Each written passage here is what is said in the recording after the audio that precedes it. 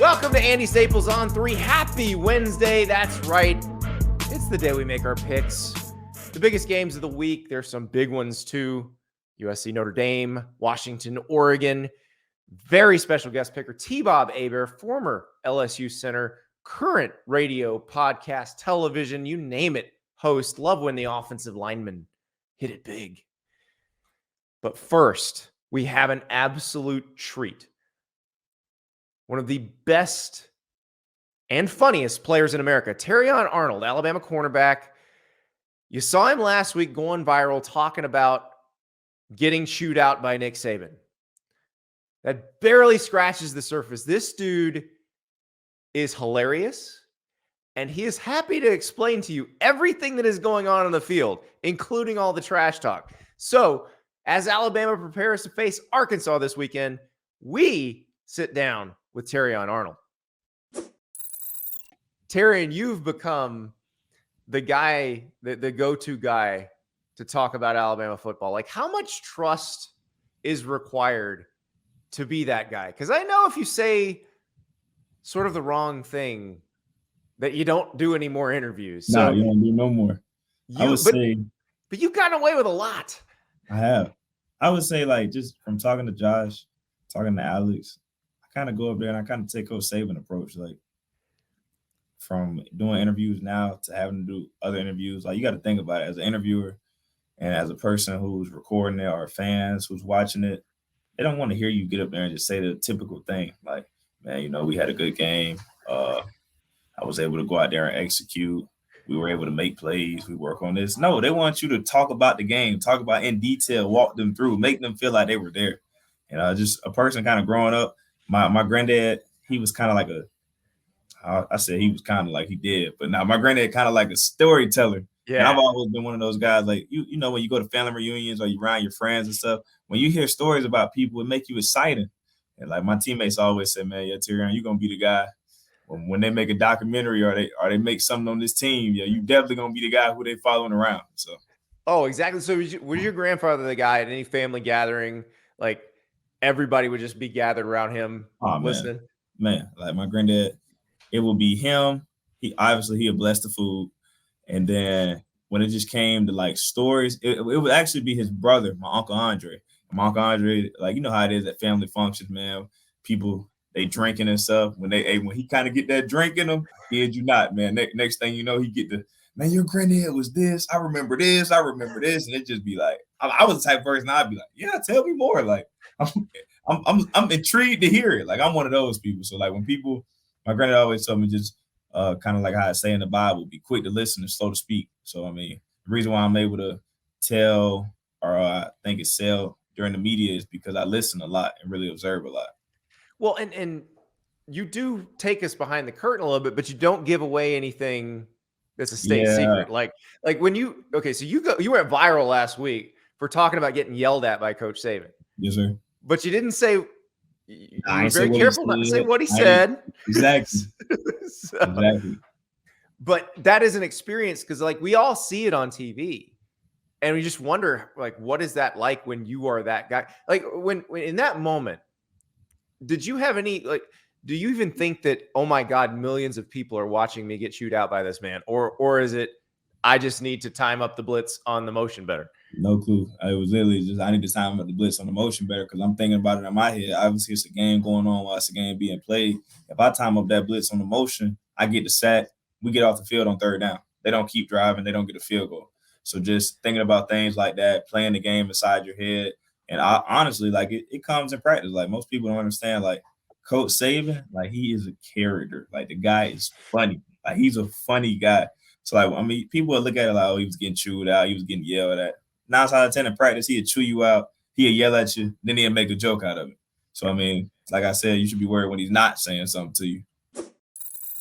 We'll be right back with more from Terrion Arnold. But first, a word from Bird Dogs. That's right. Bird Dogs is the place for shorts, pants, joggers that help you live a life of maximum efficiency. That's right. Fart Garfunkels, Dorito Corleones. That's right. The underwear is built right in, and it feels like it was made just for you. also feels like you're going commando in any situation. I've got the Steven Jobs. Those are pants that look better than any pair of chinos that I own.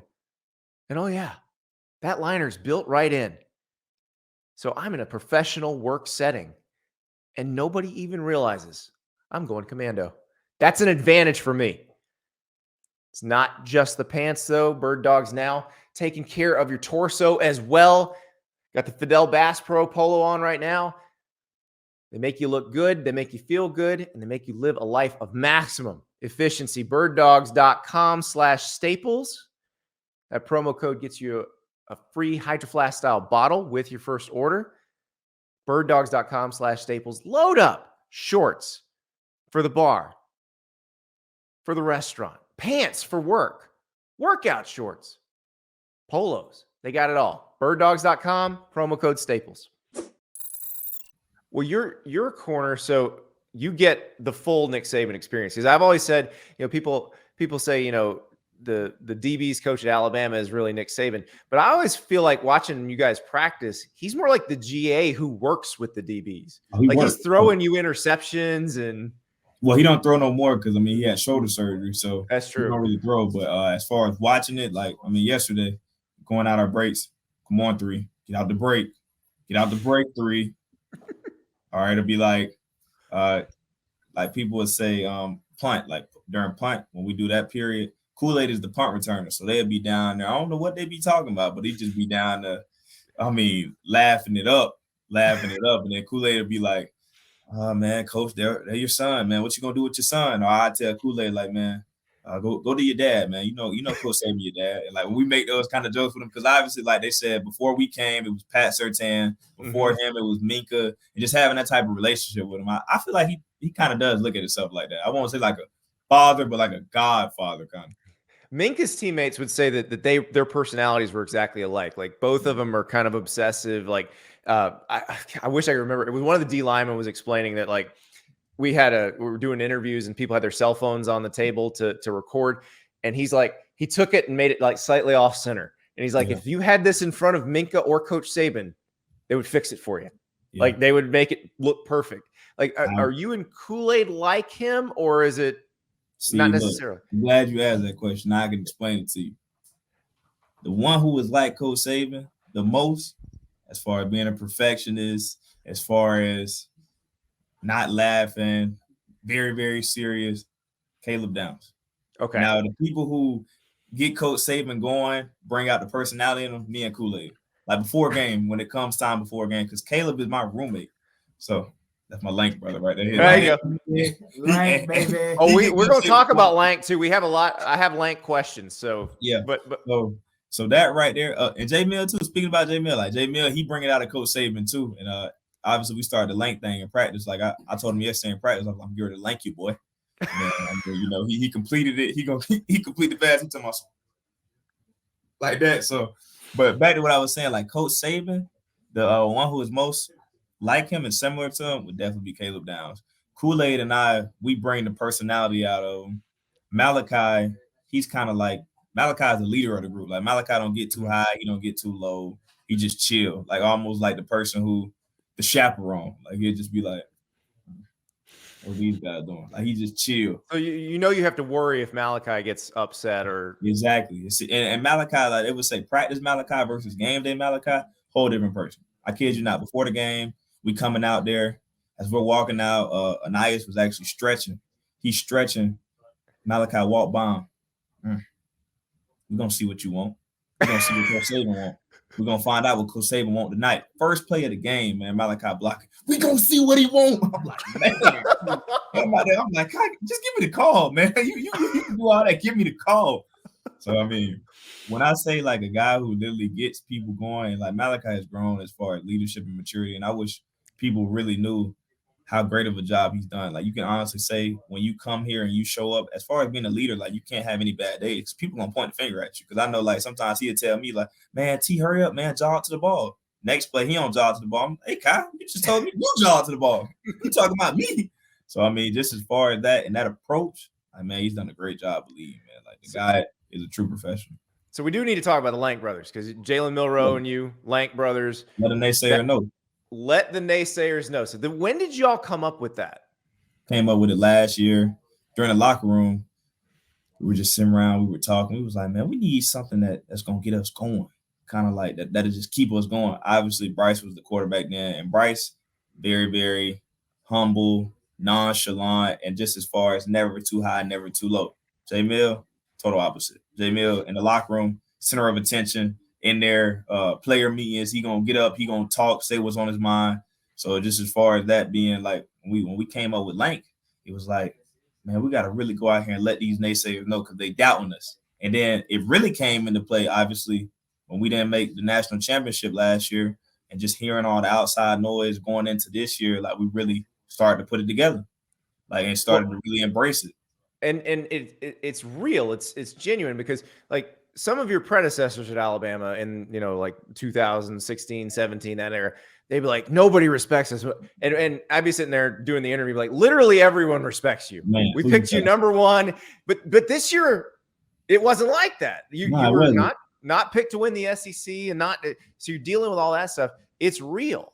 Now, did you ever hit Coach Saban with a Lank? Have you hit him with that at practice? Have you explained it to him? No, I haven't got a chance to explain it to him yet. But as far as like we could be doing like a drill. I could get an interception or something. Lank, Coach Lank, and he'd just look at me like, huh? But I haven't got a chance to actually explain it to him. Obviously, I'm waiting that day gonna come, and when I explain it to him, he'll probably be like, okay, 3. Well, he's got a 4-letter word that he likes a lot, and that's D's. Has he hit you with one of those? Oh man. Hey, he hit me one of those yesterday. So it's Terrion, you like Wendy's? Yeah. How about D's? Yeah, exactly. So it is. So Marlon Humphrey is apparently to blame for that. For that, right? He introduced it, and all of and Coach Saban's like, oh, I didn't do this in elementary school, but I will embrace it now.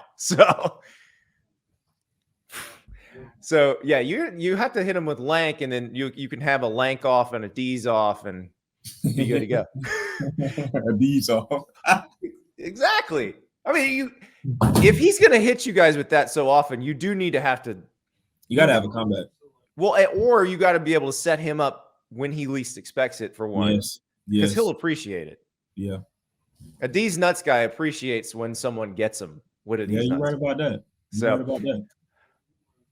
I probably should ask you at least one football question. I know we were talking about Malachi before. He's we saw him get hurt in the A&M game.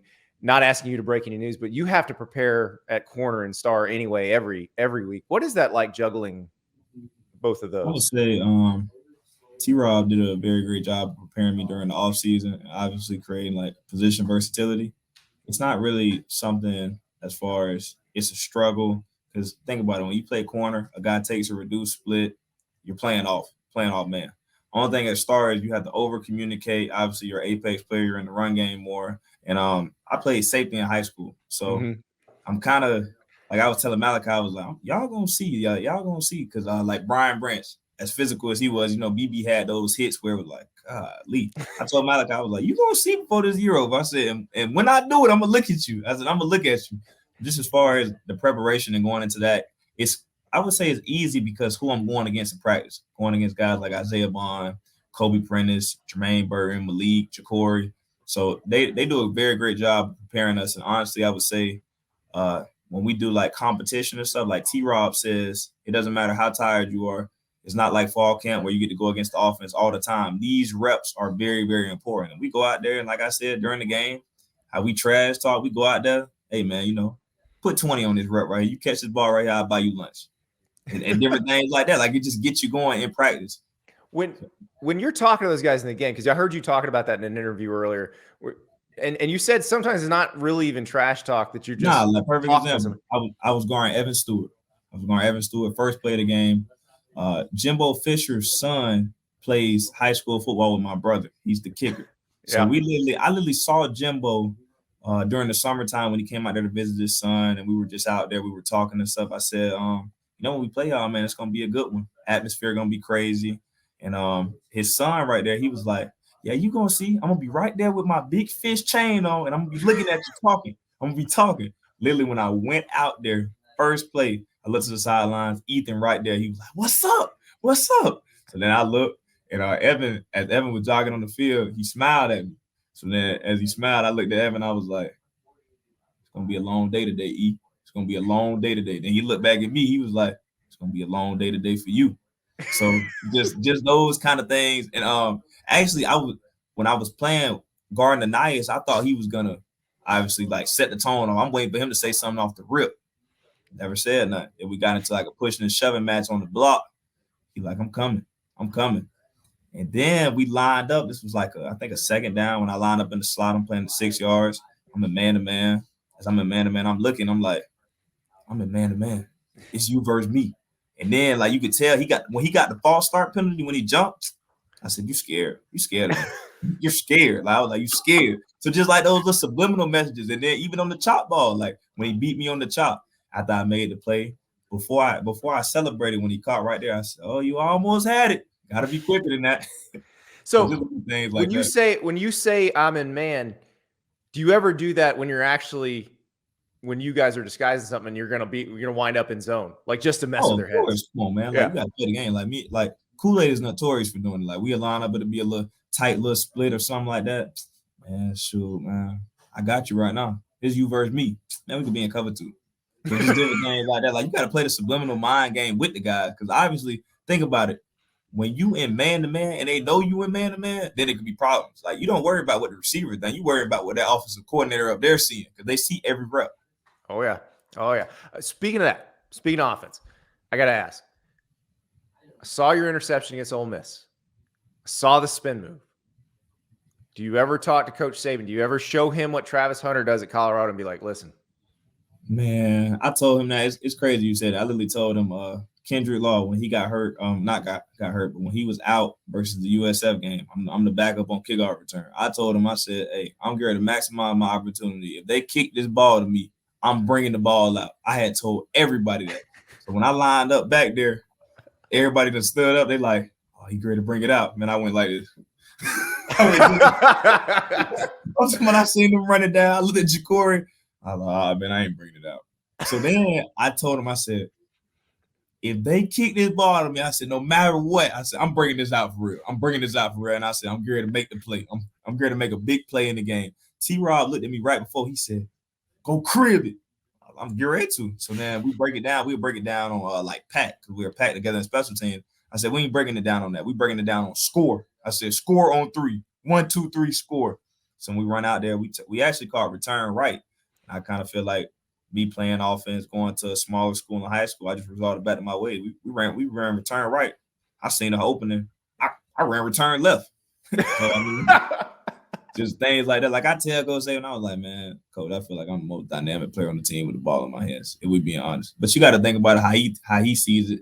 He's a defensive specialist. And as they would say, you got a lot of guys who are 6'1", 6'2", 190 pounds who can play receiver. You don't have many guys who can line up and stop those kind of guys. So, well, and there's a lot of NFL GMs that would say the same thing. Yes, We've all seen the salary scale. So, you're right about that. Terrion, thank you so much. We got to have you back because I want you telling stories all day. That is the best. Terrion, thank you so much. Appreciate you. That is Terrion Arnold, who has a great future in any documentary about Alabama football. He's going to work in television if he wants to, but he's going to have a while because he's one of the best corners in the country right now. He's going to be one of the best corners in the NFL when he gets there. Just a delight. And hopefully we'll be having him back on throughout the season because he is a ton of fun. Right now, we got to get to our picks, though. We'll be picking that Alabama-Arkansas game. All these lines are brought to you by Fanduel. That's right. Fanduel.com/Staples is where you go to sign up. And when you do, your first $5 in bets you place, you get $200 in guaranteed bonus bets. That's FanDuel.com/Staples. It is America's best sports book. They got lines on everything. If they're playing it, if it's got a ball, if it's got a racket, if it's a race, FanDuel will let you put action on it. And there's a ton of really interesting college football lines this weekend. We talked about them on Sunday. We're about to really break them down, see where we like the spreads, the totals. Of course, we're picking the Iowa total. We pick the Iowa total every week, but this time we're picking that Iowa point spread as well. They're at Wisconsin. Wisconsin, a 9.5-point favorite with a 36 total. So FanDuel.com/Staples, $5 in bets gets you $200 in guaranteed bonus bets. Let's get playing because there's a lot of action this weekend. So sign up now, FanDuel.com/Staples. We are joined now by T-Bob Hebert. You can hear him on 104.5 FM in Baton Rouge, ESPN Radio. Also on the Snaps podcast with our pal Aaron Murray, the former Georgia quarterback, going live every day on YouTube now. And Andy, there is because I am the SEC town bicycle and everybody gets a ride on Stadium. Me and AJ McCarron now do a daily show 1:30 to 2 p.m. So you can find that on YouTube, or if you get Stadium in your cable package. Although AJ literally signed with the Bengals the day before we were supposed to start the show, so we only get AJ Tuesday and Friday. But I've had a lot of fun otherwise with my guy Hudson Mason. And then I love SEC Mike, who him and cousin Shane host that SEC podcast. Yep. They're great. So it's a bit of a rotating door there. But yeah, check that out as well. Very nice. You are all over the place. I don't know how you find time to watch all these various Star Wars vehicles and play these video games. And you have young children. Like, I don't know how this works. I've been a firm believer my entire life, Andy, that when people say they don't have time, you actually do. It's just a matter of what you want to commit your time to.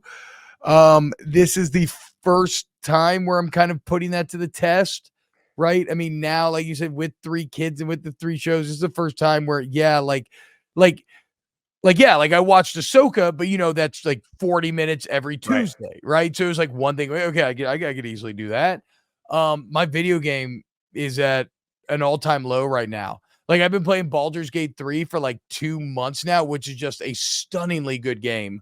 But I'm talking like 20 minutes a day, 30 minutes a day, and that's like a 100-hour game. So I'll probably play.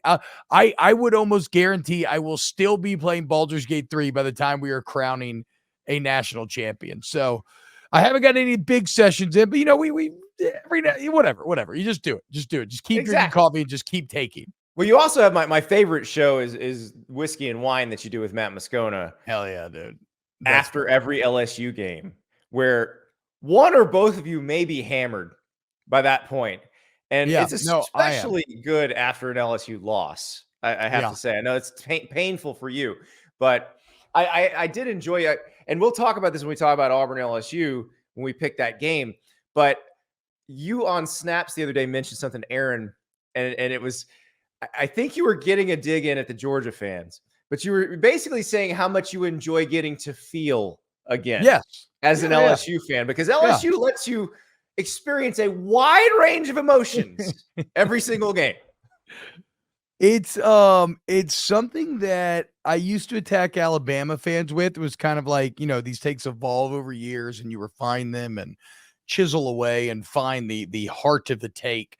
And so it used to be Alabama, right? I used to say, LSU is Greece, right? Sometimes there's beautiful art and passion and success, and other times there's just like complete economic collapse, whereas Alabama was gray and unfeeling, the USSR of college football. And so a lot of that is still true, but it's become even more dumbed down. I've realized even through this season, and really one of the things that jumped out at me, I was doing a hit with Hester and Bobby Carpenter on Sirius, and I was asking Bobby about the Ohio State Notre Dame game, and I was like, dude, that had to feel incredible, right? Like, what a game, that's awesome. And he basically said, no, he hated it. Like, he hated the entire time feeling like his soul was about to rip out. He hated the stress, the anxiety of it. And it just struck me that there are fan bases that are not used to that legitimately are not used to that. And granted, Georgia for a long time has been, so they're a bit newer to this. But this season, what is Georgia stressed? A few minutes at Auburn? And so it made me realize, no, and it's less about anybody else. It's more about just me personally. I love that feeling. I love Star Wars. I love Lord of the Rings. I love video games. I love entertainment. I love creativity. I love art. Nothing on earth makes me feel the same way that a live college football game does in which you have a rooting interest. It is insane, the emotional ups and downs that you will feel, the depths of despair, the heights of joy. And so, yeah, as you get older, I think you start to appreciate more and more things that make you feel something when you're passively consuming it. And I just think there's no higher form of entertainment than a tight 4-quarter college football game. And the great part about this LSU team is, like, if you're going to go through that, you at least want to go through it just snorting mounds and mounds of offense. Right. So exactly. it's like, okay, you don't want to be Iowa. You want to be Yes. LSU or USC. Yes. Yes, exactly. Right. If I'm going to go through the crap, I might as well do it while feeling like my heart's going to explode, and I'm just racking up touchdowns time and time again. I don't know if you've watched the Continental, the show that's based on the John Wick Hotel. Heard about it. It's a prequel, but there's a moment in the third episode where action is allowed on Continental grounds, and which is a hotel for assassins, essentially. Yeah. And so the red light goes on, and the first thing you see is this guy snorting a mound of something off a sword. And that is what I imagine you were like watching LSU Missouri on Saturday. I mean, that's how it feels. And then LSU's they're doing they're going the extra leg of, like, just getting down by 2 touchdowns immediately. They're like, you know what? Let's spot the other team 2 tuds, and then let's just start this, like, slow climb back. And so all of a sudden, every single offensive play feels like there is no margin of error, or you're dead. And again, it leads to frustration without a doubt, right? Yep. But it's I always go back to the old Pacino quote from 2 for the Money. It's the losing that makes you know you're alive. Like it's that bad feeling as well as the good that gives me life. It's the best form of entertainment there is. So let's pick that game it. now. Let's pick Auburn at LSU now, because Okay. The question I have for you with Auburn and LSU: can LSU make Auburn look like it has a functional passing offense? Is LSU's defense quite that bad? Well, LSU's defense is that bad. I don't know about like in the specifics of your question, we'll get into that. But if we want to talk in like general, is LSU's defense that bad? The answer is yes. So the Athletic covers stop rate every week. I think it's a great single statistic. Yeah, exactly. Right. Like, when a team touches a ball, the opponent, do they score or do they not? LSU is dead last in the Power 5, 128th in the country. The Tigers have a 42.9% stop rate. So right now, if you touch the ball against LSU, you have a significantly better than a coin flip chance of scoring. Like it's kind of hard to fathom. Again, and I want to highlight this. Not pretty, like, okay, you think USC's defense sucks? I think they're like 30s in stop rate. Maybe after this weekend, like the 40s. LSU is 125th. There is not a Power 5 school that is worse. That said, they had one really stellar defensive performance this year. It was Mississippi State. Yeah. Why? Because Zach Arnett has put on a masterclass in ruining an offense. Mississippi State can't throw the ball. They want to run the ball. They're not that talented in the trenches.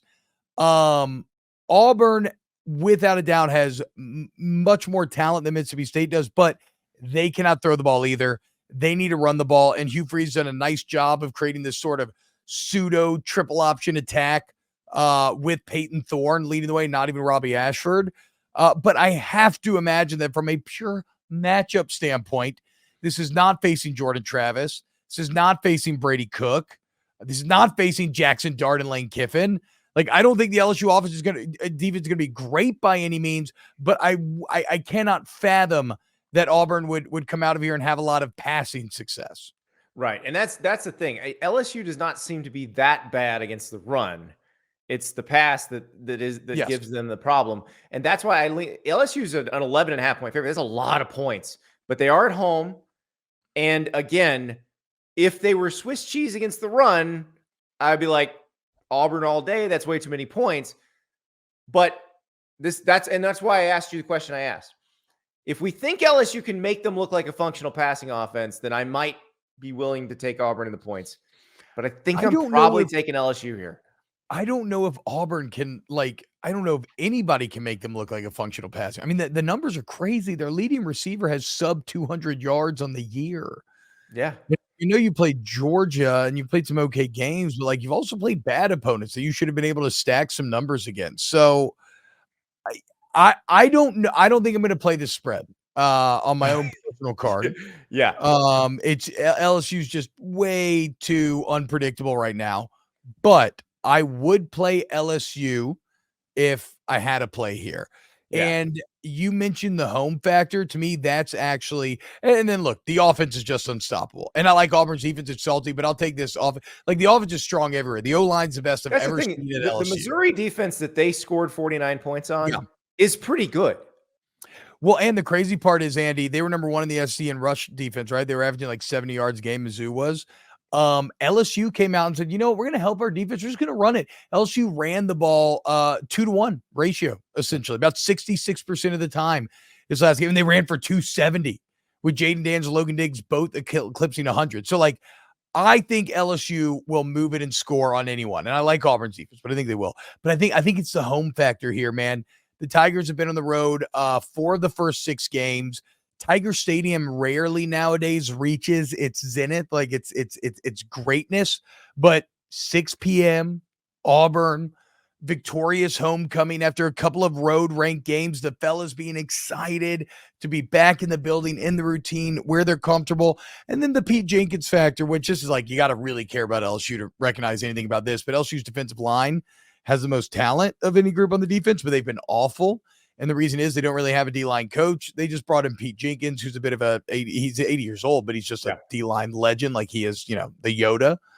And already you could see improvement in week 1. I think you'll see more here. So yeah, I think mainly it's Tiger Stadium that's pushing me to choose LSU here. I am in agreement. Let us stay in the SEC. Let us go to a place that does get very excited when the home team is good. Texas A&M at Tennessee. Mm-hmm. Tennessee's a 3.5 point favorite at Neyland Stadium. This is a weird spot for Texas A&M. If Texas A&M had beaten Alabama, T-Bob, I'd be like, Tennessee all day. They're going to come in and they will not be prepared for the environment. They will be riding high. They'll think, we got the SEC West here. But now they played against Alabama. They will never probably see Alabama play a sloppier game. They did not win. Jimbo Fisher, fortune did not favor him because he was not bold. And this is a big spot for Jimbo, I think. They got to win this. Yeah, I agree. I mean, I don't know, but that's the weird part about Jimbo, right? They got to win. Here's what an awful place for A&M boosters to be, where you're having to really ask yourself, what's the difference between 50 and 60 million? Functionally, what's the difference between 60 and 70 million? Is it a Tennessee loss? I don't know. I don't know how to do those math because that's not even numbers that I can fathom. But if you really are done with him, it's going to be at least 50 because you ain't going to wait till 2027 or anything like that. You got a couple of years before. It's 76 if they wanted to do it this year. That's what I'm saying. And then it's 60 the next, 50 the next. To even get to a number that is palatable, you'd have to wait till 27. It doesn't feel like they're going to do that. So I it's weird to say, is it must win? Is it not? Here's my instincts, dude. I'm with you. My instincts are to go A&M. And it sounds crazy because it's Neyland in October. The fan base at Tennessee is one of the best in the entire country. It's going to be loud. It's going to be intimidating. It's, like I said, it's October. Orange always plays well in October. Yep. And you have good on good here. Texas A&M by far the best rush defense in the SEC, the only team allowing less than 3 yards a carry. But Tennessee, easily the best team when it comes to rushing the ball, the only team averaging over 6 yards a carry. Ultimately, I think Tennessee wins that battle. I think they put it on Joe Milton, and I'll actually take Max Johnson over Joe Milton in that fight. The only thing that gives me pause is the Tennessee bye week. Because I was pretty confident on this. And Tennessee might win, but I was pretty confident on A&M plus 3.5. And then I remember about the bye week. but still, it's like the SAT. They tell you to stick with your first instinct. I'm going Aggies plus the 3.5. So it is Texas A&M's rush defense that is what leads me to lean toward them, because I saw Tennessee against Florida in person when they couldn't run the ball. Exactly. If they can't run the ball, their offense does not function the way it's supposed to function. And that's the issue. Against South Carolina, they kept running into these 3rd and 5s, and they were getting it on the ground every single time. And they dominated South Carolina. So that's really where it's at, is can Tennessee stop them on the ground? If they can, they're going to win this game. If they can't, Tennessee's going to run through them and score a bunch of points, and that'll be that. But yeah, I mean, it's the same thing with Hendon Hooker, and even with Hendon Hooker last year, who was awesome and much more capable than Joe Milton of beating you. But like, if you could stop that Tennessee rushing attack, the Heupel system starts to just kind of crumble a bit. And after, I know sack yardage counts against rushing, which is dumb as hell. We all agree. And so, no, A&M didn't really hold Alabama to 21 yards or 23 carries, or whatever, but it still was like right at 3 or sub 3. Yeah, and if you can Alabama do that, was like, not gaining chunks of yardage on the ground. No, not at all. And no Brew McCoy for Tennessee, unfortunately, had that horrible injury. That's a devastating loss in terms of leadership and really the downfield blocking as well, that would spring plays for longer when they throw underneath. That's another thing. So I'm going to take Texas A&M in the points here. Oh, okay. Look at us, simpatico. Tennessee fans mad, and that's all right, because the last time I picked against them, Tennessee covered very nicely against South Carolina. And was that the epic week where, mathematically you were undefeated? No, my undefeated week, I actually picked the Vols to cover at Florida. Okay. There you go. That's perfection, T-Bob. Look, I always say it in gambling. Really, you're supposed to end up right at 50%, and they win because the odds are right under, right? So I don't care if you win every game or lose every game. I'm just as impressed, because mathematically it's not just as hard. It's just as hard either way. Your guys killed me last week. I would have been 6-2 on that graphic last week, except Major Burns didn't realize you're supposed to go down on that interception, so you just run the clock out. The cover was never in doubt, Tigers on the road. All right. Man. Let us go to 3:30 Eastern time, 12:30 local in Seattle on the shores of Lake Washington. Yes. The biggest game of the week, Oregon at Washington. Washington's a 2.5-point favorite. Essentially, they're saying this is a pick 'em if you play it at a neutral site. I love this game, T-Bob, because it's gonna be so great. These are two teams that everybody talks about the amount of points they're putting up, but both of them are actually built pretty nicely along the line of scrimmage too. Yeah, and what I love is the Pac-12 has been this big anticipatory conversation the entire year, right?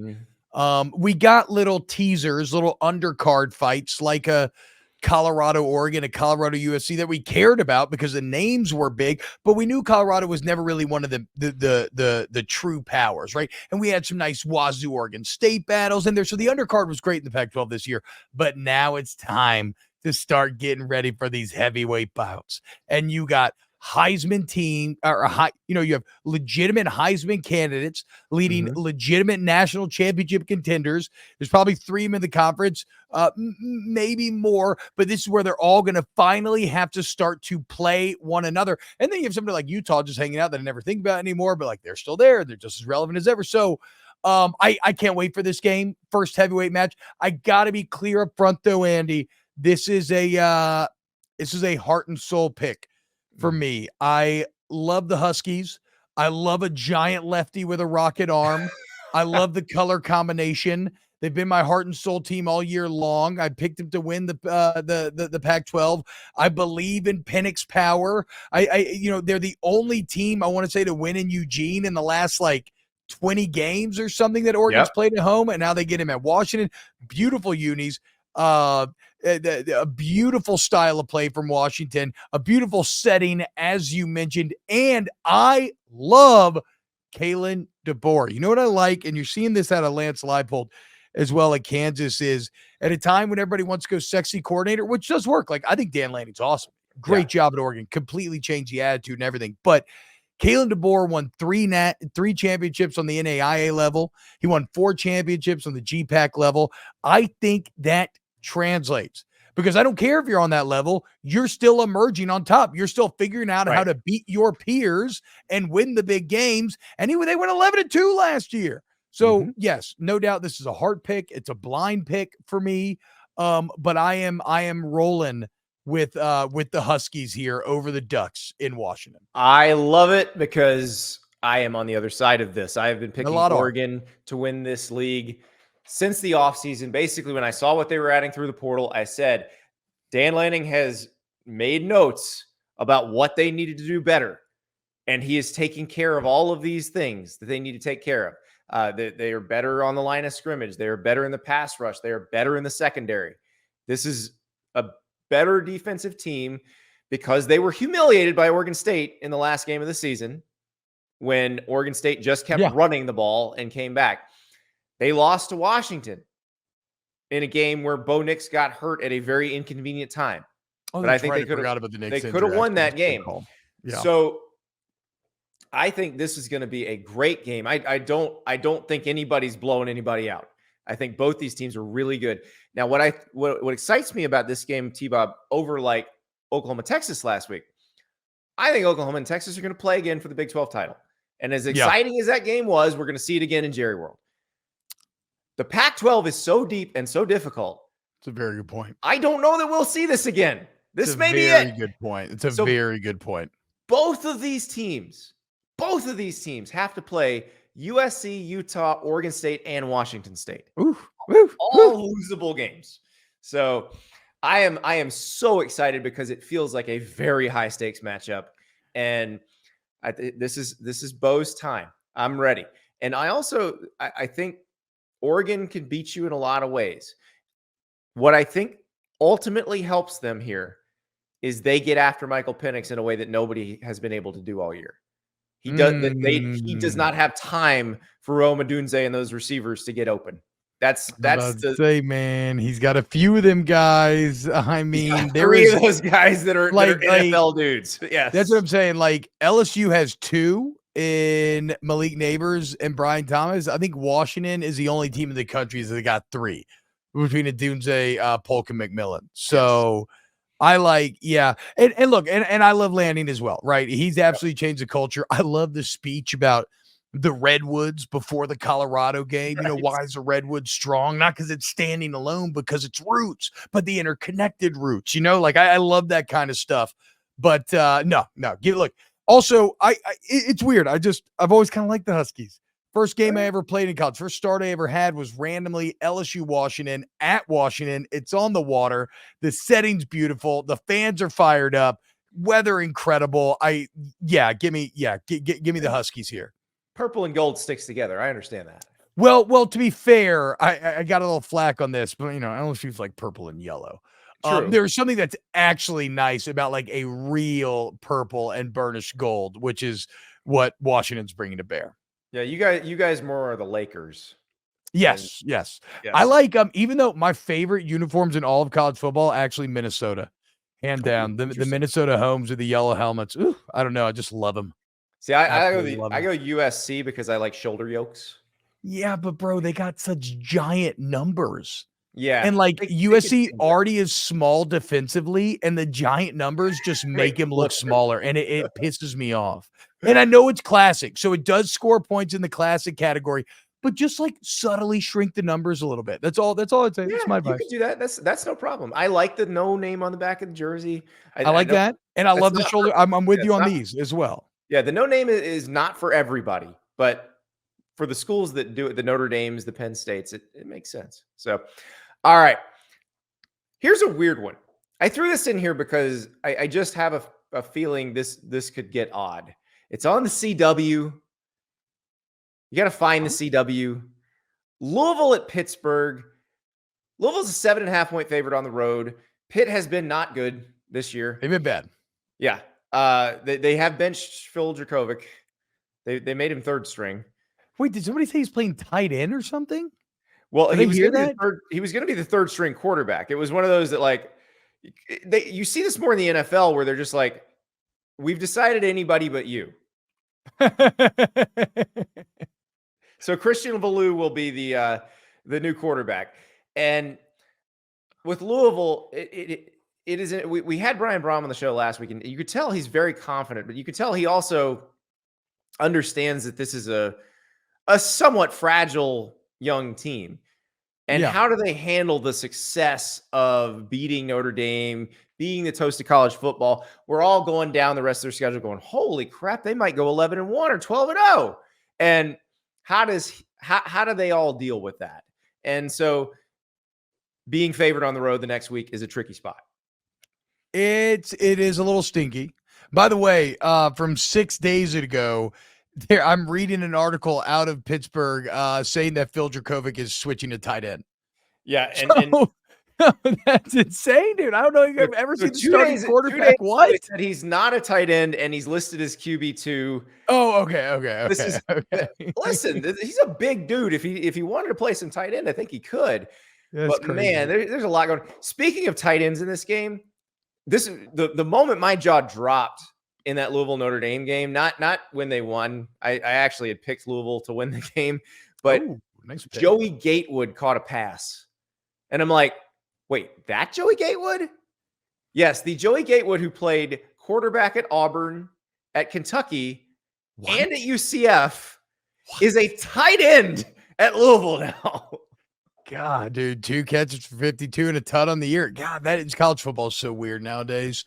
Okay, let me contribute a question. How many spots ahead of Brock Purdy in the QB class of 2018 was Joey Gatewood ranked? Wait, so Joey Gatewood came out in the same class as Purdy and was ranked ahead of him? Oh, yes. 59 spots ahead of him. Joey Gatewood was the number 5 quarterback. Trevor Lawrence and Justin Fields were 1-2. Oh my God, dude. Okay, so Purdy's just been overcoming bad scouting his entire life, basically. Yes. Also, it makes you think, like, what was Max or not Max? Matt Campbell maybe should have struck while the iron was hot, and he had Breece Hall and Brock Purdy. 100%. I mean, because kind of fallen apart there since. Yeah, and every time I watch the 49ers play, I'm more and more convinced it was all Brock Purdy. Yeah. And Breece Hall was good too. Like, I agree. I read the other day Matt Campbell had he got offered by the Lions. Yeah, and I think he turned it down. Yeah. That's and crazy. They hired Dan Campbell, and it worked out pretty well for them. So and they're great now. All right. Focus in. Yeah, we can focus. We don't have to break down too much the X's and O's. I'm going to take Louisville. I trust Jeff Brom. Yeah, that's really all I'm saying here is I trust Jeff Brom. But I think this is a very tricky spot for the Cardinals, and I would not be surprised if I'm wrong. I know that no quotes are ever actually real, and we never know if people actually said them.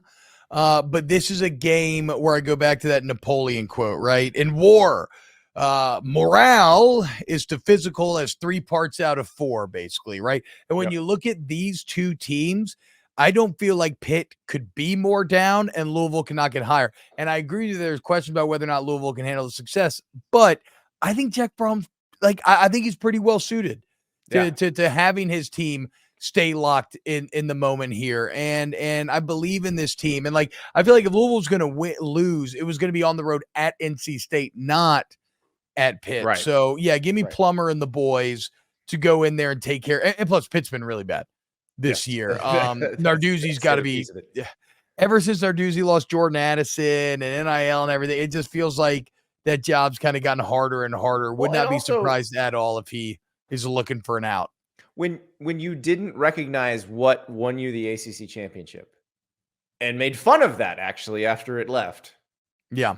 Maybe that's a problem. So true. But we shall see what happens on the CW. Here's another one. Morale, you just mentioned. Yes. This is the morale of the viewers game. I don't know how we're going to feel about this. Iowa at Wisconsin. Now, we always pick the Iowa total on this show, but this time we're actually going to also pick the point spread because this is an important game. The winner of this game is probably going to win the Big Ten West. Yeah. I mean, don't get me started on how the Big Ten did their halves of the conferences. It's so stupid. Well, they tried it another way, and then they didn't like that, so we went with this. But like, is there a more irrelevant half of the conference winner every single year than the Big Ten West winner? Like, it might as well just be a stepping stone for the Big Ten East, because I know they don't want to cannibalize themselves. They don't want to knock themselves out of the playoffs. 2 years that Jim McElwain won the SEC East at Florida, that was probably the same. Okay, that's true. Mizzou sneaking in and winning a couple of those Easts early on was maybe somewhat similar as well. Oh, listen, I will always ride for 2013 Mizzou. That team was awesome, and that SEC is that Dorial Green Beckham? I believe he was on that team. That was James Franklin, the quarterback. I love the first 3 quarters of that SEC championship game against Auburn were about the most fun I've had at a football game. And that team was really good. Look, I would love I love that Mizzou's kind of good again. Okay, Iowa at Wisconsin.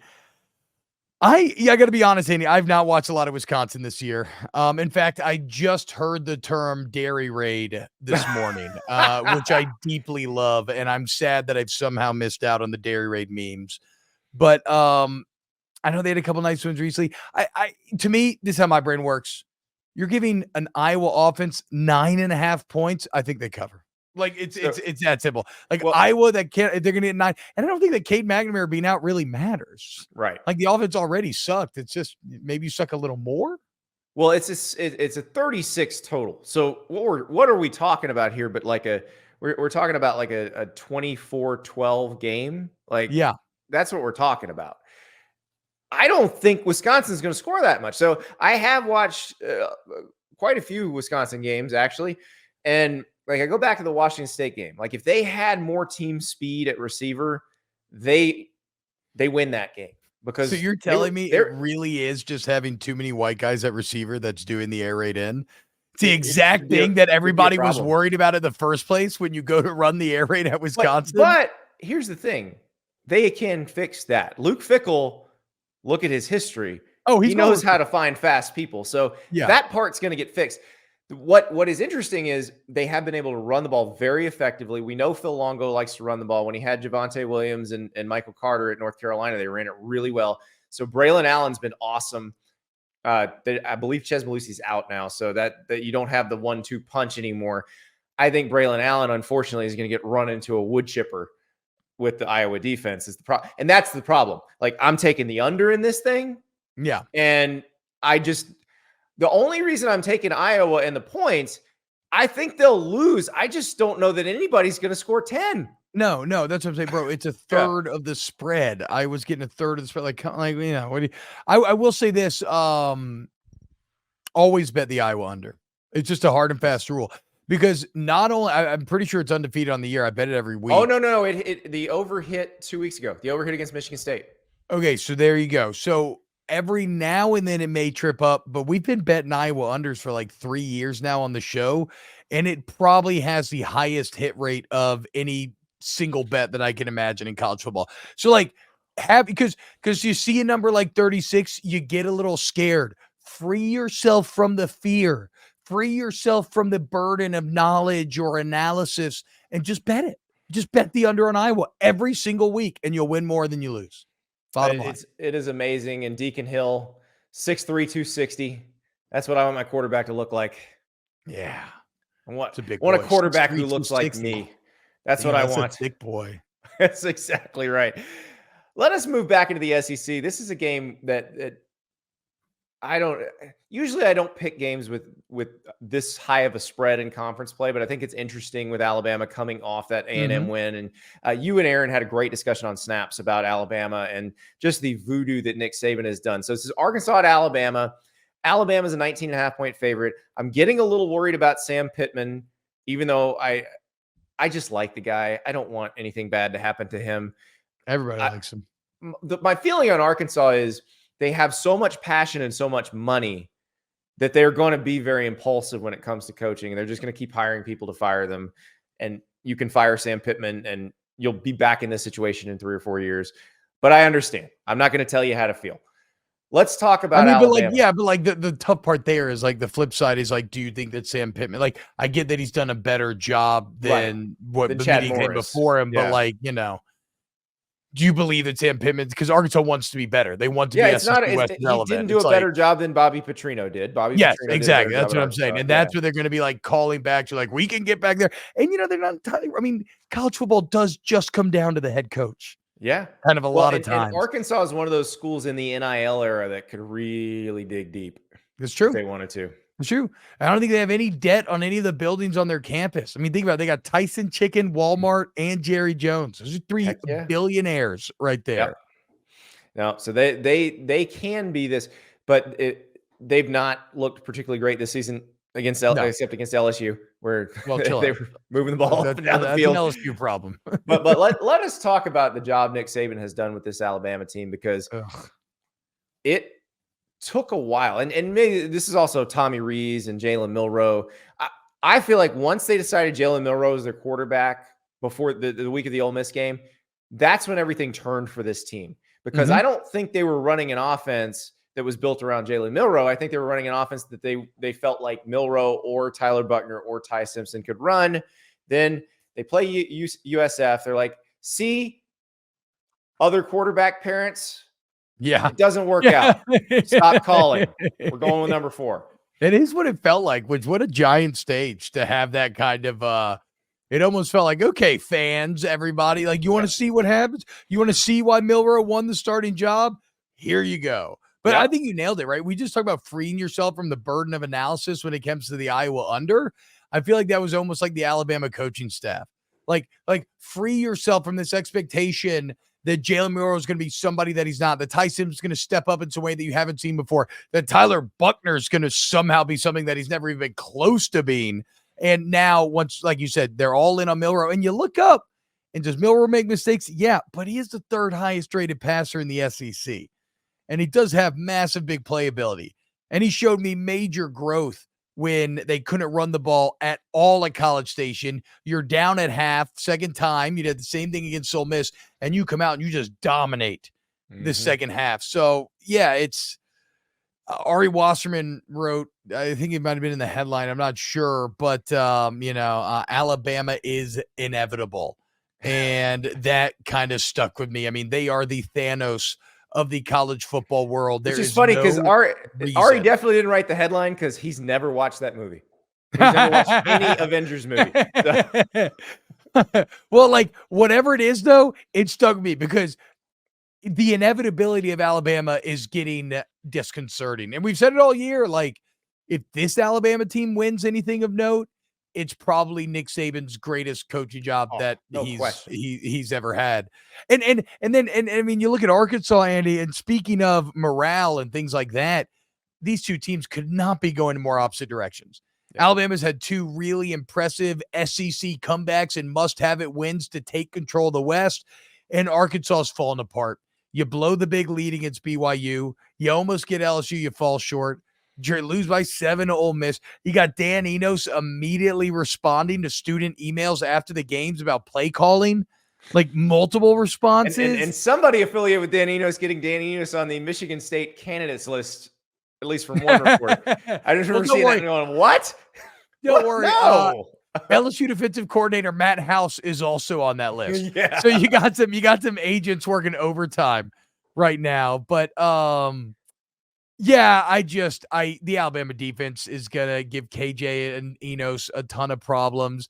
Jalen Milroe continues to grow in strength, like we talk about. I talked to my gambling guy here. This is the only game I cheated on. My guy Colin Wilson of the Action Network. He is so sharp. He's been so good all year long. And he thinks maybe an Arkansas backdoor cover, but he did say slam the over. He said all the metrics are pushing over here, but I'm going Alabama to cover here. I think Arkansas, if they don't score quickly, they may not score at all against Alabama's defense. That's the tricky part. You remember that Arkansas-Georgia game a few years ago? Arkansas came in there all hot and then couldn't get across the 50. I'm a little worried that may be what we're walking into. Whoa, here. Chill out, dude. I have PTSD from not getting across 50. You're not allowed to say that in front of me. That's a trigger point for me. Sorry. Yeah. Yeah. No, we won't. We will Yeah. not bring, especially when we're talking about Alabama. So Yeah.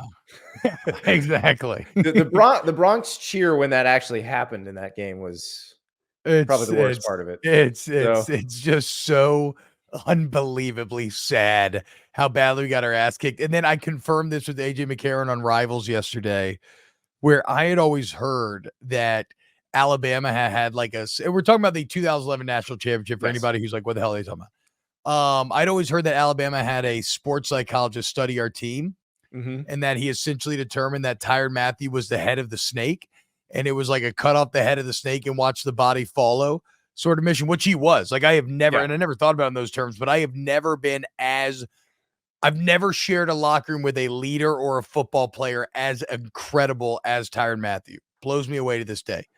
And so the entire Alabama game plan was built around cutting him down in front of us, where they were going to get him in man-to-man, and they were going to attack him with, who's the tight end? Was it Howard? Their tallest receiver, and they were going to throw him on the sideline, where it's either going to, if AJ places it right, it's either going to go out of bounds or they're going to get it. Yeah. They're not going to give him a chance to make a play. And that all felt very apocryphal to me. Like, kind of like, it's a little too interesting to be true.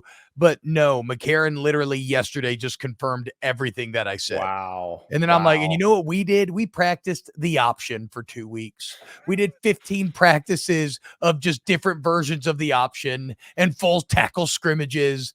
It's just insane, the difference between Saban and Miles getting ready for that natty. Knowing a little bit about how Nick Saban handled the mental architecture of that team, I think that because they have multiple mental guys, I think that's called Gandalf was the one who did that one. So we actually, I know who you're talking about. The Wizard is from Michigan State. Lonnie Rosen is his name. Yeah. Yes. Shout out the doc. He was an old Vietnam medical man. And he taught me when I was younger, because LSU actually brought him as well. We never went as deep with it. Like Saban does, like military special forces, focusing on the moment, not being result oriented, all that sort of stuff. We never went that deep. But I may have had some anger problems in my day. I may have punched a few holes in my freshman dorm. And I worked with the doc about anger management and learning to control your anger rather than it controlling you. And yeah, Gandalf is correct, not just in look, but that man's got some deep, deep wisdom. Well, he may need to come into Lexington. Well, I will take Alabama to cover in this game. I want to make sure everybody knows. We'll throw that on the graphic, and I'll be wrong, and it'll be great. But let's move on to Lexington, Kentucky, Missouri at Kentucky, and I'm going to play this. We played it on yesterday's show. This is Mark Stoops on his call-in show on Monday night. And then we got to go do it. The other side of that, the other side, if you want to do that, it's blame, complain, deny, or make excuses. And we're not going to do that. It is what it is. And, fans have that right. I give it to them. I just encourage them to donate more, because that's what those teams are doing. I could promise you in Georgia, they bought some pretty good players. You're allowed to these days, and we could use some help. That's what they look like. You know what I mean? When you have 85 of them. So I encourage anybody that's disgruntled to pony up some more. The best part of that answer, if you watch the video, I think, is the local radio host's face as he realized, like, ooh, we got a banger. Like, okay, dude. Which is great when it's your own show, but not when it's the coach's call-in show, because those are not supposed to be interesting. Yes, true. Actually, true. And then the worst part to me here is the whole, I'm not going to make some excuses, but here are excuses. Yeah. Like, I don't love that. But you had a different take on this, Andy. I want to hear. What's your take on this? So mine was, I don't, like, everybody's like, what does this do to the players in the locker room? And I'm like, they just played Georgia. They know how much better the Georgia players are than them. They know this. Yeah, sad, but true. We had Deion Walker on the show last week. Like, Deion Walker would start for Georgia. I'm not sure anybody else at Kentucky would. Yeah. That's the problem. So I agree. You're not wrong. You're not wrong at all there. I think the only issue could be, like, let's say, and you never know with head coaches, right? Because everybody lies. You never know if a team actually likes their head coach or not. If they like Mark Stoops, then you're right. No big deal. Yeah. It is what it is. We keep moving. If they don't like Mark Stoops, I could see it being a bit of a problem. Yeah. You a little bit like, you know what? Yeah, F that dude anyway. Sitting here talking about how we're going to win, we're going to do this or that. And the whole time he's just thinking, man, look how much shittier my players are than theirs. Well, Like, and here's where I'd go if I were them. Well, you make all this money and you're saying the fans should dig deeper.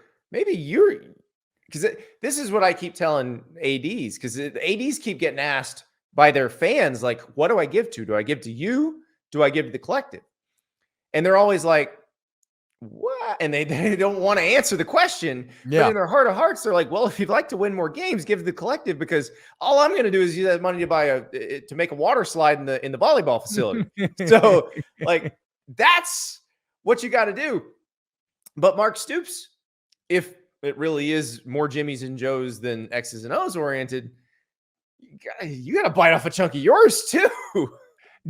So that is, and it's like, and I wonder, are there, because I've been thinking about it a lot, are there NCAA violations or something to Stoops giving you to a collective? I don't know, but even if there are, it's just a real, I mean, we're talking about the Southeast, okay?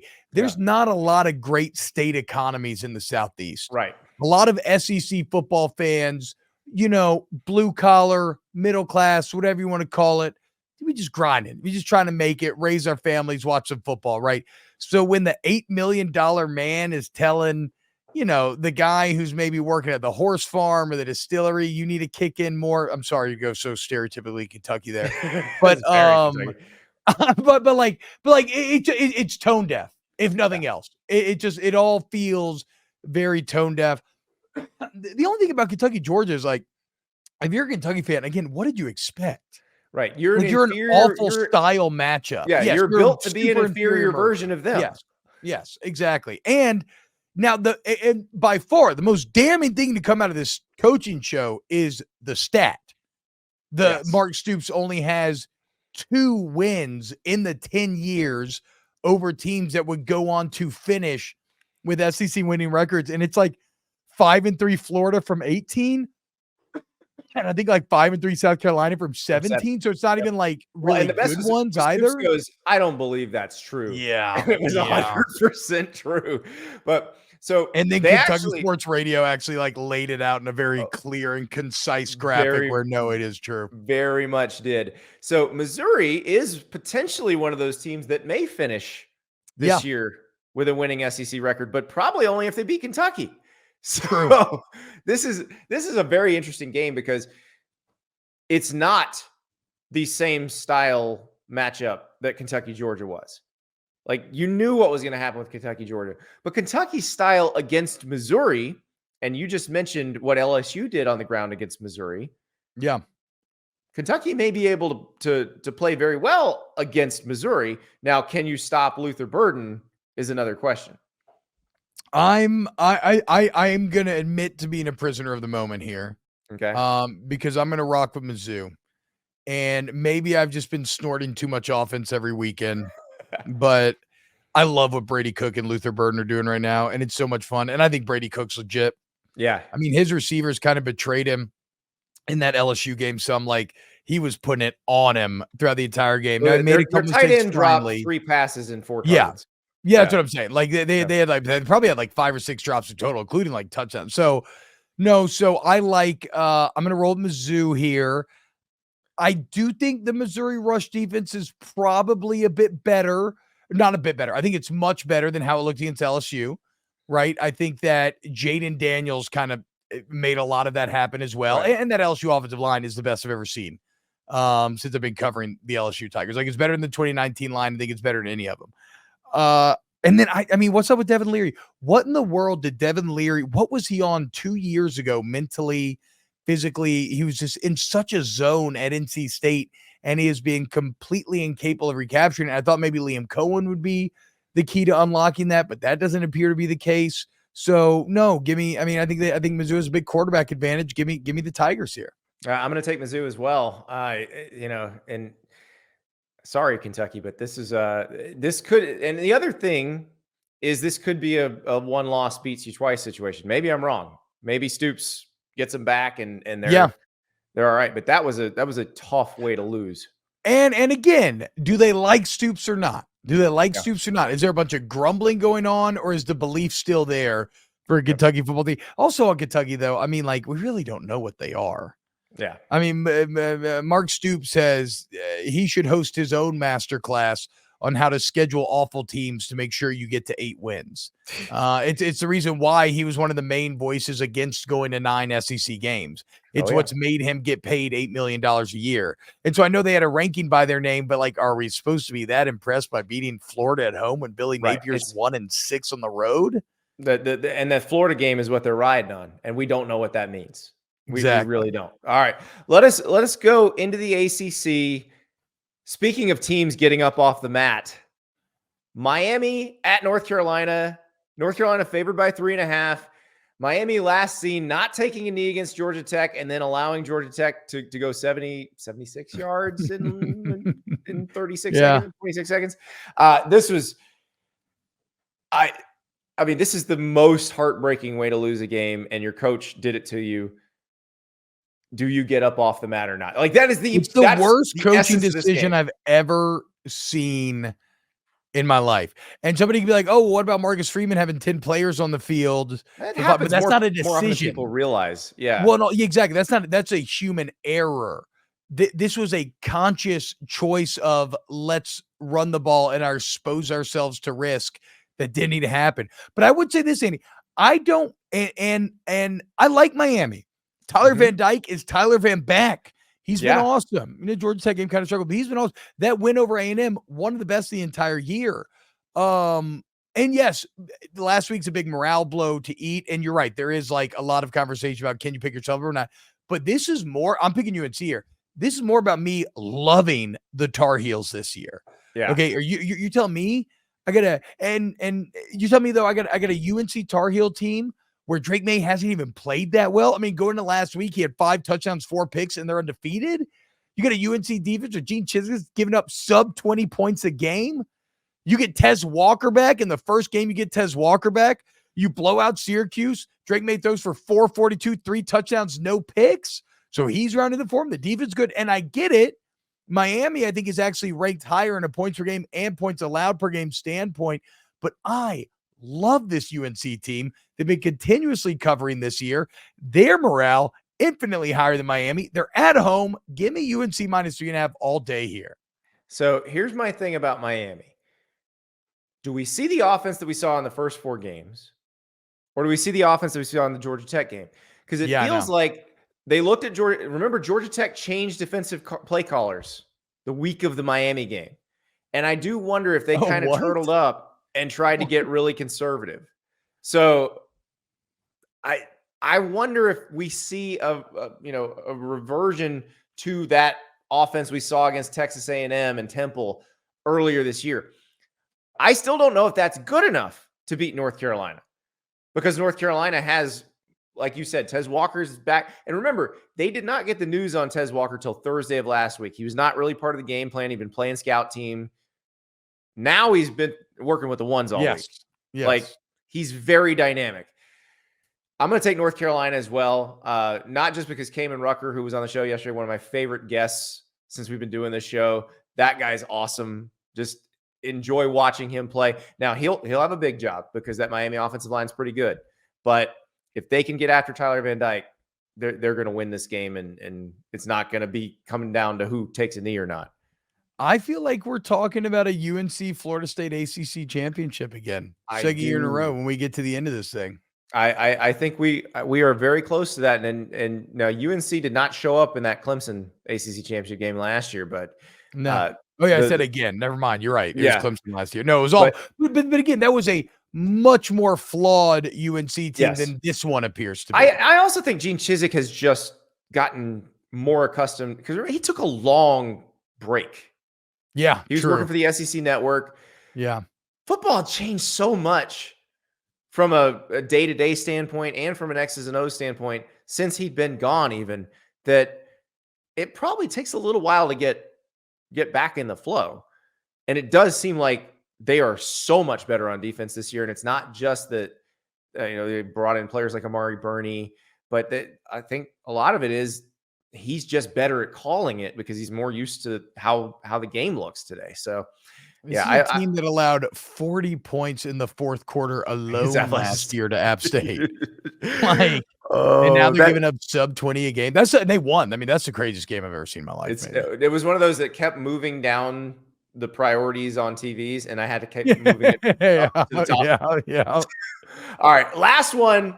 We've kept T-Bob way too long, but of course, USC at Notre Dame. Yes. I know when this line came out, and it hasn't really moved. Notre Dame's a 2.5-point favorite. When this line came out, it was like, okay, interesting, because Notre Dame just lost to Louisville. Did not look, very dynamic against Duke. Ohio State held them to 14. How are they going to outscore USC? And I think the answer, T-Bob, might be that this is Vegas telling us that USC hasn't actually played a decent defense yet. No. I mean, 1,000%. No, Andy. So first off, I think these are two teams both coming in that have a bit of reason to be exhausted. Notre Dame more so, right? Notre Dame starts in Ireland. They had the game in Raleigh with the giant rain delays. They have to go on the road back-to-back weeks and quality ranked opponents. Well, excuse me, no. First, they have the 4-quarter battle with Ohio State that comes down to last play. Then they go on the road to Duke, comes down to last play. They find a way to win. Then they're on the road again, another ranked opponent, Louisville, and now they got USC. Notre Dame has reason to be exhausted, but they're going home. Now you got a USC that's coming off a super tense triple OT win. Anytime you put the heathen soft Los Angeles boys in the very religious and dreary Midwest, I think USC already is going to feel a bit uncomfortable there. But my instinct at first was to just simply trust Caleb Williams because he is the best quarterback in college football and go USC. But then I really started to think about it and really started to think, what happens to Lincoln Riley teams when they run into physical teams, right? And there is no doubt that Notre Dame is physical. It feels like when USC runs into Utah or something, right? And then the USC defense is so soft that I believe that Sam Hartman and this offense should have success. So, yes, Caleb Williams is the best quarterback in the country, but I like Notre Dame in almost every other way. So, to me, this one feels pretty heavy, Notre Dame, and I'm taking the Irish to cover. You want the weather? Oh, yeah, it's going to be rainy, right? 55 high, 49 low. Ooh, boy. Rain all day. No way. Should be tapering off by kickoff, but will be wet and That's dreary. the most anti-LA weather experience that you could possibly imagine. Did you see the hilarious video of old boy with the chemical sprayer, the bug sprayer, just kind of piddling waters on the returners? Exactly. This is what we got. So, but here's the problem with that. For those that don't know, USC's at practice, they're catching punts, and a guy has a freaking orchid bug sprayer out there, and he's just spraying water at the returner's face. And they actually fumbled a few of them, which I'm like, come on. But beyond that, you're in Los Angeles, the literal mecca for fake rain machines. Exactly. Call Will Ferrell. Go to the studio next door. Go get a fake rain machine and return punts. Get anything more effective than just spitting at the player. I was shocked that they don't have just some sort of movie-making rain machine on call. I mean, they're not in the Big Ten yet, T-Bob. Look, they don't have that kind of dough. George Lucas went to USC Film School. Steven Spielberg. You're telling me one of them can't give you a rain machine? That was wild to me. Absolutely wild. I love it. I love it. I am curious to see if Notre Dame's offense looks more dynamic against USC's defense. I suspect that what we've seen is a factor of Ohio State has a very good defense. Yeah. Duke has an incredible defense and very well schemed. Louisville, I don't know how good Louisville is defensively, but that game was in the worst possible spot for Notre Dame because you're on the road, you're at night again, you've got USC next week. But this would be the time. Notre Dame has a little bit of the Iowa disease of not being able to have a dynamic receiver. But true. If Jaden Greathouse is if Jaden Greathouse can play a little more than he did, he was hurt in the Duke game. He's was back somewhat for Louisville, but if he can play a little bit, I think they're going to be all right. I am also going to take Notre Dame in this one to cover because, I think Sam Hartman's going to have himself a day against against that defense. And you're I right. think estimate is going to have a day too. Yeah, they might just run them. They might just run it because that Arizona was that toss. The only time they stopped that toss was the last 2-point conversion. It's so wild that Alex Grinch and this USC defense is that much better. I mean, they brought in talent. They brought in all conference guys. They bring in a guy like Bear Alexander, Lucas, all of them, Cobb, and it just has not really translated at all. And that tells you it's schematic. It's not. Yeah. It's not personnel. So. Also, though, personnel-wise, you cannot have a Mike linebacker that is 6'6", 200 pounds. Just can't happen. It just looks so weird, especially with those giant numbers. Well, and I realized that linebackers have gotten smaller. I was around Brandon Spikes the other day, who is like the classic middle linebacker. I went to cut him one time, and it felt like I dove into a telephone pole when I hit his thigh. It just slid off. He's still huge. Like how he and Dante Hightower played the same position that today's middle linebackers play mystifies me. So that's a scary MFer right there, Paul. Exactly. But that is what USC is dealing with. And we're going to have no faith in their defense until proven otherwise. I don't think we're proven otherwise this weekend. T-Bob, this has been tremendous. I really appreciate it. And I know you have 4,000 shows to do today, so we appreciate you giving us so much time. Hell yeah. No, Andy, always fun, man. You've always been very good to me coming on my little local radio shows as well. So I love what y'all are doing on 3, and it's super fun. Thanks for having me, man. We think we pretty much agreed on everything, maybe except for what? Oregon, Washington? I think that's it. And that I think is a heart and soul pick for both of us. Great minds think alike, I suppose, or we'll see. Beautiful. All right, Andy, take it easy, man. You have a great day. By the way, Ahsoka was awesome. It was spectacular. So I was in a period of my life when Rebels was on. I was not watching much TV. I love the Clone Wars. Rebels, didn't really get to watch it. So now I understand the love for those characters that I didn't know before. So it's really good, man. I loved it. All right, bro. Well, I'll holler at you later.